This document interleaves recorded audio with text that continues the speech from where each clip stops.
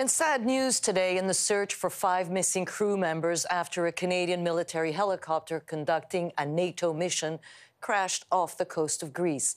The body of Sub-Lieutenant Abigail Kroba has already been recovered, and now the 5 others are officially presumed dead. Additional remains have been found, though they have yet to be identified. Ken Hansen is an independent defense analyst who served for over 30 years in the Royal Canadian Navy. He's a retired commander. He joins us from Dartmouth, Nova Scotia. Welcome to Power Play, Mr. Hansen. Thanks for taking the time to talk to us. I want to ask you, you served in the very same general area where this Cyclone helicopter crashed. What can you tell us about the difficulties of this kind of investigation in high seas? Well, the first thing is no direct observation by another trusted person or unit. The aircraft went down. All they saw was flares. There was no communication with the ship. The air controller, a job that I have done in the past, received no messages to indicate they were in trouble, so they would have declared a mayday. Of course, no survivors to tell the tale. So the aircraft is in the ocean at a depth of probably about 3,000 meters. The bottom of the ocean there is full of seamounts and valleys. It'll be very difficult to recover. They do have the data recorders, which is a huge plus. So we're waiting now to find out what answers they might reveal.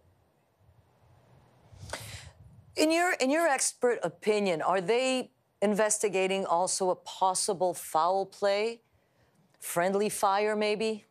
No, I don't think so. The nature of the exercises that were going on at the time were very basic.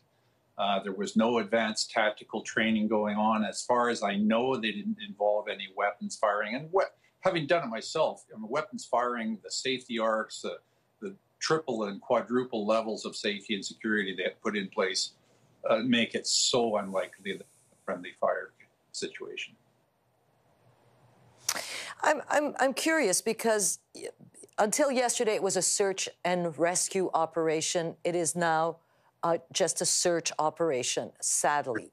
And I can just imagine the families. But I'm wondering, how do you go from this decision to say, no, we're going to look for survivors, and decide that you're going to sort of throw in the towel and just go for clues and no longer for anybody who may still be alive?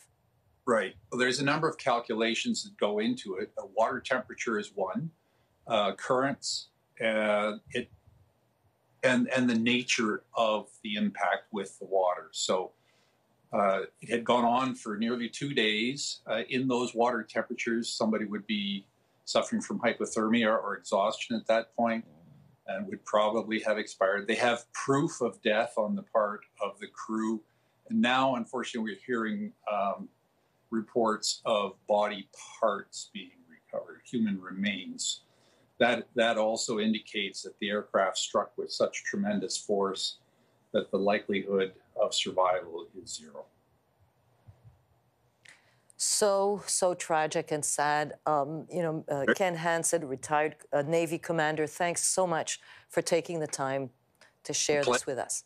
A pleasure. Thanks for making this available to me, and nice to meet you.